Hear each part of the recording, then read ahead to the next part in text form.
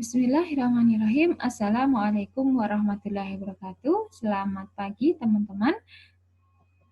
Pada kesempatan kali ini saya akan menyampaikan mengenai dokumentasi format pengkajian. Kemarin sudah dapat materi pengkajian ya dari Bu Murni. Jadi saya hari ini akan menjelaskan atau memberikan contoh mengenai format pengkajian. Sesuai dengan peminatan atau departemen di keperawatan berbagai macam ya, ada KMB, kemudian ada pediatrik, ada gerontik, keluarga, komunitas, jiwa, keadaan kritis ya, banyak sekali. Jadi kalau saya bahas di sini nanti Anda kemungkinan sudah kehilangan konsentrasi karena terlalu banyak. Ini juga bisa Anda lihat-lihat diulang-ulang, bisa dilihat saja sebagai contohnya. Karena memang saya harus menjelaskan banyak di sini. Ini pun juga saya hanya memilih 4 saja ya. Jadi format pengkajian pediatrik yang ini saya jelaskan adalah format pengkajian pediatrik, kemudian maternitas, KMB, dan keluarga. Untuk KMB kemarin sudah saya bagikan di mata kuliah metodologi keperawatan, jadi bisa dilihat lagi format pengkajian KMB yang sudah dipraktekkan langsung ke pasien atau ke keluarga kemarinnya. Nah, bagaimana cara pendokumentasian pengkajian? Kita mulai dari pengkajian pediatrik. Pada pediatrik berarti pada anak-anak ya. Jadi untuk pediatrik ini yang perlu dikaji adalah riwayat kesehatan, kemudian pengkajian fisik serta psikososial, rutinitas harian, diet, perkembangan motorik, sensorik, serta kebutuhan penyuluhan. Informasi apa saja yang harus didokumentasikan? Antara lain, informasi yang harus didokumentasikan dalam riwayat kesehatan pediatrik meliputi alasan utama mencari pelayanan kesehatan.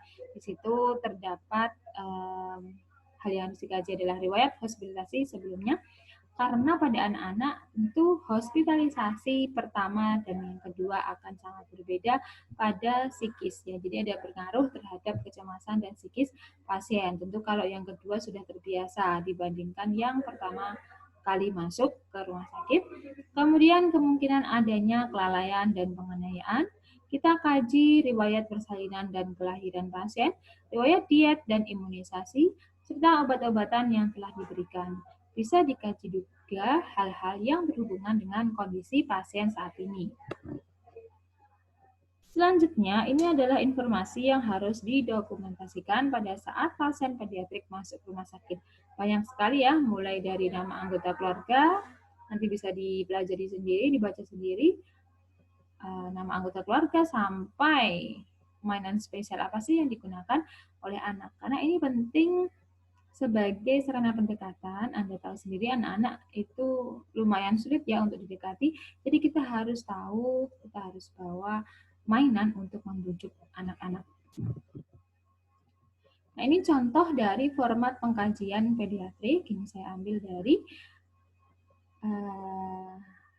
stase profesional. Jadi ini adalah pekerjaan kakak tingkat Anda yang sudah profesi. Seperti format pengkajian pada KMB, tentu isinya meliputi biodata, kemudian yang menjawab, identitas saudara kandung, keluhan utama, riwayat kesehatan sekarang, masa lalu, keluarga, sama ya. Sama saja dengan format pengkajian KMB, hanya di anak ini perlu ditambahkan mengenai riwayat imunisasi, kemudian persalinan, kemudian yang penting pada anak adalah bagaimana pertumbuhan dan perkembangannya. Nah, di sini yang berbeda dari dokumentasi KMB adalah di keluhan utama pasti ini ada bahasanya ibu pasien atau keluarga pasien, karena anak-anak belum bisa ditanyai sendiri tentang keluhannya. Apalagi ini adalah anak yang masih berusia 1 bulan atau masih bayi gitu ya. Kemudian masih sama riwayat kesehatan sekarang adalah perjalanan dari mulai nampak gejala, kemudian apa yang dilakukan keluarga, sampai akhirnya dirawat di rumah sakit atau mengalami atau menjalani hospitalisasi. Kemudian riwayat kesehatan yang lalu, Di sini ditanyakan apakah pernah mengalami penyakit sebelumnya, karena ini nanti mungkin ada hubungannya dengan penyakit yang diderita sekarang. Kemudian, adakah riwayat pembedahan, alergi, apakah pernah tenggelam, kemudian keracunan, riwayat kehamilan dan persalinannya, mulai dari pre, intra, dan post. Kemudian ditanyakan juga mengenai riwayat kesehatan keluarga. Ini untuk penyakit keturunan ya. Nah, ini yang saya maksudkan. Yang berbeda dari anak adalah riwayat imunisasi. Ini penting ditanyakan pada anak. Selanjutnya aktivitas sehari-hari sama ya dengan pasien dewasa ya, meliputi nutrisi, kemudian eliminasi, istirahat dan tidur, aktivitas bermain, kebersihan diri. Ini untuk balance cairan harusnya dihitung ya, tidak dibiarkan kosong seperti ini. Jadi nanti Anda bisa belajar dari kesalahan dari kakak tingkat dan membetulkannya. Selanjutnya, nah ini harusnya dikaji ya kalau pasien dewasa menggunakan EMT. Kalau anak-anak menggunakan C-score, ini juga tidak dicari oleh kakak tingkat Anda. Dan Denver ini bisa dilakukan ketika minimal anak berusia 3 bulan, tentunya kondisinya juga harus memungkinkan. Selanjutnya, integritas personal, integritas sosial, spiritual, kemudian reaksi hospitalisasi. Ini tidak ada kan di dewasa ya. Dan yang sama dengan KMB juga adalah pemeriksaan fisik mulai dari keadaan umum, tingkat kesadaran, TTV, head to toe ya. Serta pengkajian saraf kranial, 12 saraf kranial. Jangan lupa tes diagnostik dan terapi saat ini. Nah, ini khusus untuk anak juga jika ada pengkajian tambahan, biasanya pada anak itu adalah pengkajian risiko jatuh, atau kalau pada bayi yang hiperbilirubin bisa ditambahkan pengkajian tambahan yaitu derajat Kramer, dan untuk anak-anak yang mengalami kesakitan bisa dikaji nyerinya, entah itu dengan NIPS ya kalau pada bayi, kemudian bisa dengan skala wajah Wong-Baker pada anak-anak, kalau pada dewasa tentunya menggunakan visual ya atau numerik yang di situ terdiri dari PKRST. Selanjutnya tes diagnostik juga dituliskan sesuai dengan kondisi pasien, pemeriksaan yang lain misalnya ronsen dan terapi saat ini harus dijelaskan secara rinci. Yang kedua, ini cepat saja ya, slide-nya banyak tapi cepat saja karena nanti bisa Anda baca sendiri. Bisa Anda contoh jika nanti ada kasus di mata kuliah yang lain ya, berarti metodologi yang membuat ASKEP ya. Selanjutnya pengkajian maternitas. Pengkajian maternitas ini merupakan suatu dokumentasi di tatanan khusus dalam proses keperawatan, di mana laporan ditulis berdasarkan kondisi klien meliputi bagaimana perawatan pada ibu, janin, dan bayi baru lahir. Untuk dokumentasi pada maternitas ini meliputi 3 hal, yaitu dokumentasi antenatal, dokumentasi intranatal, dan dokumentasi postnatal. Dari kata-katanya tentu Anda sudah tahu kalau antenatal berarti pada saat hamil, intranatal saat melahirkan, postnatal berarti setelah melahirkan. Nah, di sini dokumentasi antenatal merupakan dokumentasi proses keperawatan pada masa kehamilan, di mana dokumentasi ini meliputi semua perawatan yang diberikan pada ibu hamil, mulai dari kunjungan prenatal sampai menjelang ibu melahirkan. Yang perlu dikaji meliputi identitas, kemudian informasi penyakit sebelumnya, kehamilan sebelumnya jika ini kehamilan yang sudah kedua, ketiga, riwayat keluarga, adakah penyakit keluarga yang bisa diturunkan, riwayat pengobatan ibu terhadap janin, serta keadaan janin. Biasanya akan dilihat repot, kemudian kondisi janin seperti apa, PJJ-nya seperti apa. Ini dokumentasi pada rekaman monitor jantung banyak sekali ya, jadi kita harus kaji gravidanya keberapa, paritasnya keberapa, biasanya kan G, P, A ya. Gravida, paritas, dan abortus. Kemudian kondisi risiko tinggi, adakah mengalami kondisi risiko tinggi? tujuan pemantauan TTV, obat-obatan, anestesi, gerakan jantung, dan sampai intervensi yang mempengaruhi rekaman DJJ. Banyak sekali yang harus didokumentasikan pada rekaman monitor janin. Yang kedua, dokumentasi intranatal merupakan dokumentasi proses keperawatan selama persalinan. Jadi, fokus pengkajiannya pada saat masuk, kemudian keadaan fisik, emosi, proses persalinan meliputi berapa lamanya persalinan, kemudian cara persalinannya itu normal atau WSC, kondisi janin seperti apa, dan yang penting adalah Apgar skornya seperti apa. Hal-hal yang perlu dikaji dan didokumentasikan meliputi tanda-tanda vital, ya, suhu, nadi, RR, dan kemudian tekanan darah. Kontraksi uterus meliputi frekuensinya, kemudian intensitas, durasi, dan awitan. Denyut jantung janin, nah ini penting sekali untuk mengetahui distres janin atau tidak, perkiraan klinis berat janin oleh dokter, protein dan glukosa urin, serta dilatasi dan penipisan serviks. Ini untuk mengetahui di pasien berada pada kala berapa, kala 1 dan pembukaan berapa. Biasanya kan orang kalau mau melahirkan pembukaan 1 yang lama, kemudian nanti disusul dengan dilatasi serviks yang lebih cepat. Selanjutnya, penting sekali untuk diketahui presentasi kelahirannya, status membran mukosanya, tanggal dan waktu datang, pemberitahuan kepada pemberi perawat, sampai efektivitas manajemen nyeri, ya. Banyak sekali yang ditanya, ya, banyak hal yang perlu ditanyakan pada saat pasien di fase intranatal. Selanjutnya, dokumentasi postnatal merupakan dokumentasi proses keperawatan yang dilakukan setelah terjadinya proses kelahiran. Ini meliputi pengkajian pada masalah nifas, kemudian perdarahan pasca natal, kondisi ibu dan kondisi bayi. Yang perlu diperhatikan atau dikaji pada saat postnatal adalah fungsi abdomen dan defekasi, apakah otot-ototnya itu, sfinkternya itu normal, karena biasanya pada saat persalinan ada masalah, dan pada saat postnatal apakah sudah kembali normal. Kandung kemih dan haluran urin seperti apa, apakah lancar atau takut untuk PAK. Dilihat juga kondisi fisik meliputi payudara dan dadanya, apakah ada bengkak, kemudian adakah lesi, apakah sudah menonjol areolanya. Kalau dia mengalami atau harus menjalani operasi, kita lihat daerah insisi seksius sesariannya, serta kita lihat ekstremitasnya, apakah terjadi ketidaknormalan. Selanjutnya, ini dokumentasi postnatal, ya, harusnya, ya.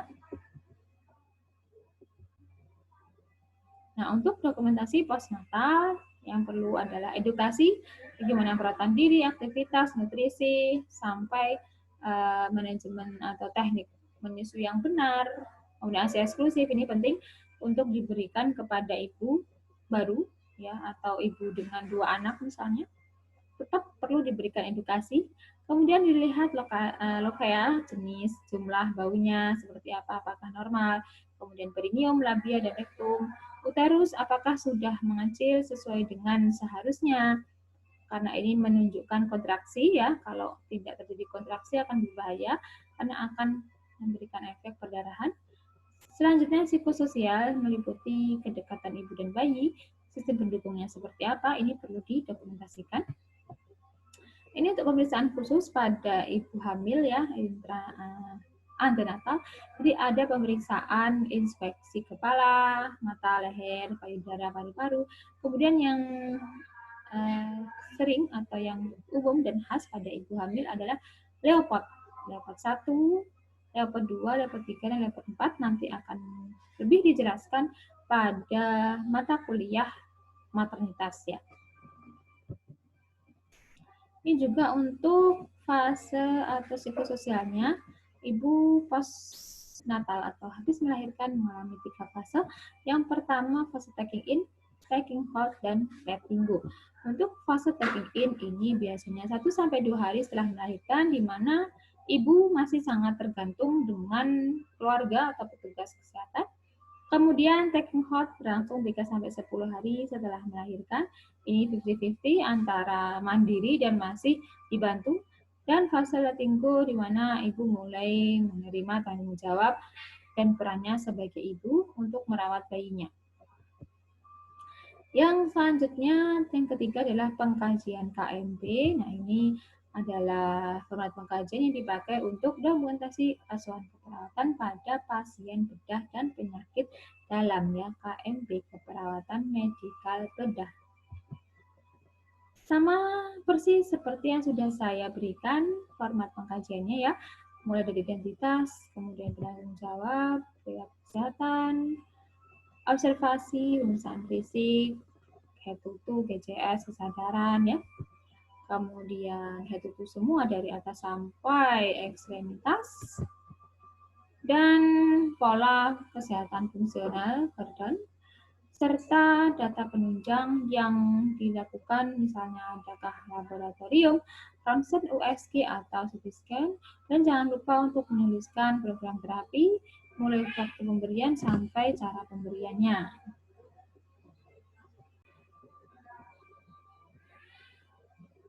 Pengkajian keluarga.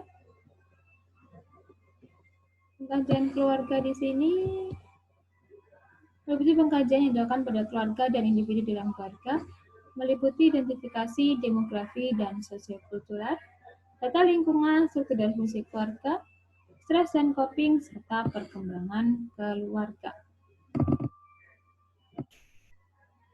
Selain itu, keluarga itu juga dikaji individu yang ada di keluarga. Untuk pengkajian individu meliputi fisik, emosi, mental, sosial, dan spiritual. Jadi untuk pengkajian keluarga ini lumayan rumit. Nanti Anda akan belajar lebih dalam di mata kuliah keperawatan keluarga, ya. Jadi gambaran saja untuk data demografi dan sosial kultural, nama dan kepala keluarga, alamat, pekerjaan, serta pendidikan kepala keluarga. Selanjutnya, untuk kita kaji juga tugas perkembangan keluarga, riwayat keluarga inti, riwayat kesehatan keluarga, tipe keluarga dan suku bangsa, komposisi keluarga, status imunisasi, genogram, status sosial, dan aktivitas rekreasi. Untuk perkembangan keluarga, kita kaji tahap perkembangan keluarga saat ini, tugas perkembangan keluarga yang belum terpenuhi dan sudah terpenuhi, riwayat keluarga inti, dan riwayat kesehatan keluarga sebelumnya. Untuk data lingkungan, kita kaji karakteristik rumah, tetangga dan komunitasnya, mobilitas geografis, perkumpulan keluarga, serta sistem pendukung keluarga. Untuk struktur keluarga, kita kaji bagaimana pola komunikasi dalam keluarga tersebut, kemudian struktur kekuatan keluarga, struktur peran, serta nilai dan norma keluarga. Untuk fungsi keluarga, kita kaji fungsi afektifnya, kemudian fungsi sosialisasi, dan fungsi reproduksi. Untuk fungsi perawatan kesehatan, kita kaji fungsi mengenal masalah kesehatan, kemudian bagaimana fungsi pengambilan keputusan, fungsi merawat anggota keluarga, misalnya ada keluarga yang sakit, fungsi memelihara lingkungan, serta memanfaatkan pelayanan kesehatan.